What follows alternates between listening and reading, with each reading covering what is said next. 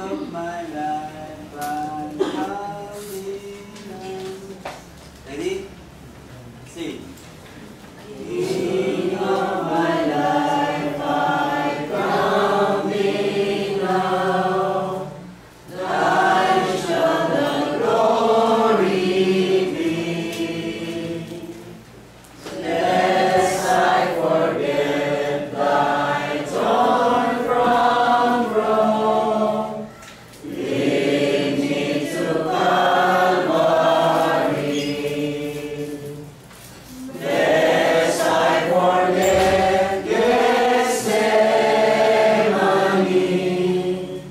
lest I forget thine agony, lest I forget thy love for me, lead me to Calvary. Show me the tomb where thou hast lain, tenderly mourned and quailed. Angels in robes of thy array, guarded his wills thou slay. Lest I forget Gethsemane,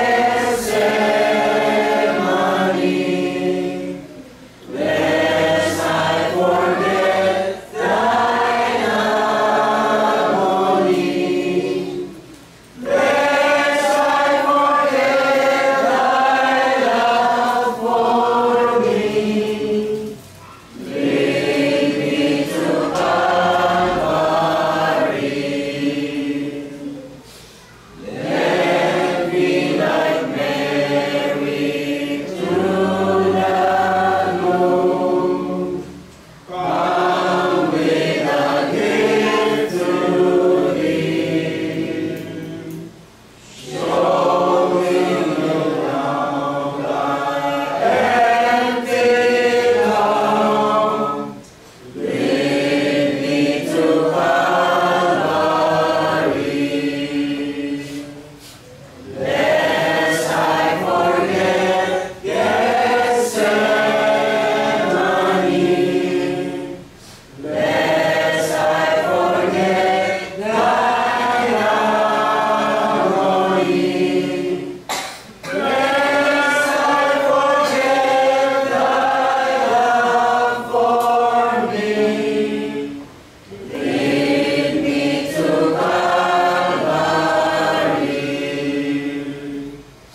May I be willing, Lord, to bear daily my cross for thee, even the cup of grief to share. Thou hast borne all for me. Lest I forget Gethsemane, lest I forget thine agony, lest I forget thy love for me, lead me to Calvary.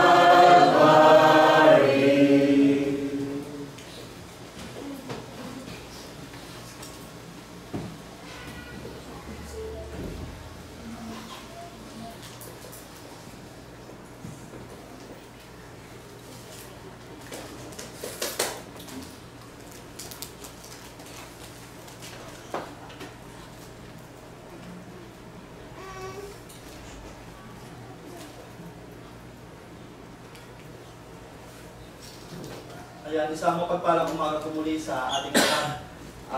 Sa mga hindi po nakakaalam, bali dalawa po yung service natin baka dun po sa mga baguhan. So meron po tayong Bible study and then sermon. O akala ko po matatapos na yung service kasi nagtawid ng para sa ano. Last Supper. Anyway, akala ko hindi pa aabot ngayong umaga kasi naabutan ko yung rally sa Maynila ng mga Iglesia ni Cristo. So, akala ko hindi pa aabot. Ang naka-schedule po kasi ngayon dapat is si Brother Nelson.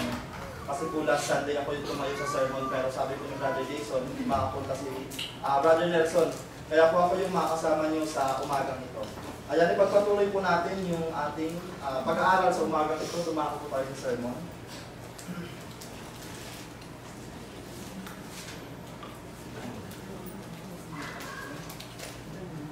I'm different Valentine's Day ha. Tama sa video Valentine's Day. At para po sa ating pagsisimula, ang aking paksa po na inihanda para sa atin sa umagang ito ay patungkol sa puso na handang sumunod. A heart that is ready to follow.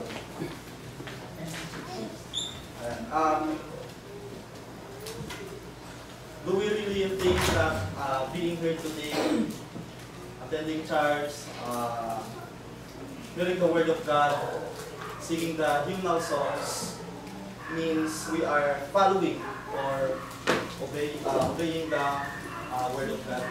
Sinusunod po kaya talaga natin? Nagiging isang Kristiyanong masunurin po kaya tayo? On the other side, yes, yung sinasabi sa Bible sa Hebrews chapter 10 verse 25, na huwag nating pabayaan ang ating pagkakatipon. Nakikita po natin, nandito tayo physically present, but sometimes spiritually absent. Yung utak po natin lumilipad kung saan-saan. Tulad ng sabi ni Brother Jason kanina, nandito tayo, baka ang iniisip natin yung mga sale na tabo at yung bagong sa mall.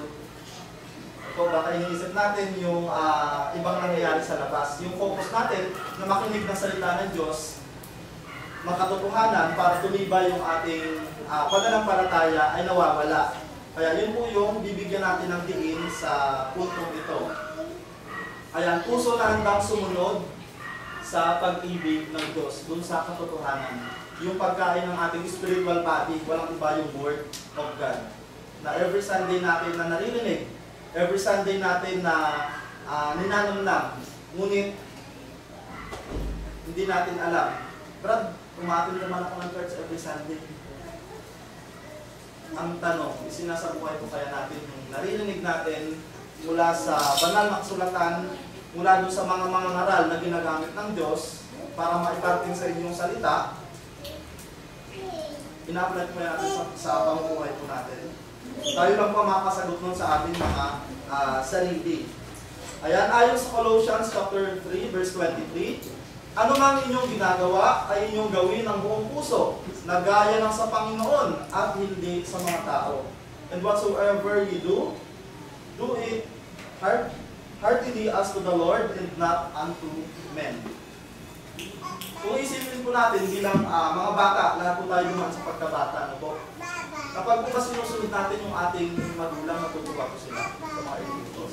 Siyempre po, natutuwa yung ating mga magulang.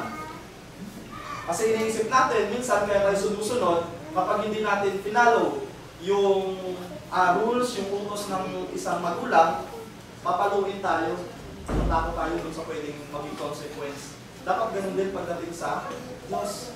Iniisip natin na baka kapag hindi natin sinunod o sinabuhay yung mga sinasabi ng banal na kasulatan para sa atin, baka minsan paluin tayo ng Diyos. Makaranas tayo ng isang suliranin na pwedeng magpasuko o magpabagsak nung itinanim natin na faith doon sa puso po natin. Ano po?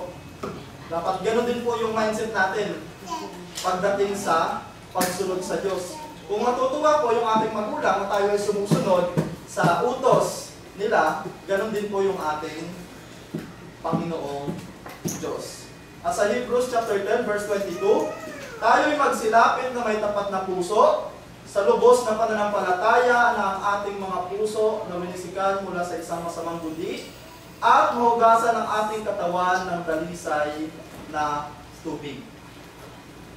Kaya po tayo nandito every Sunday.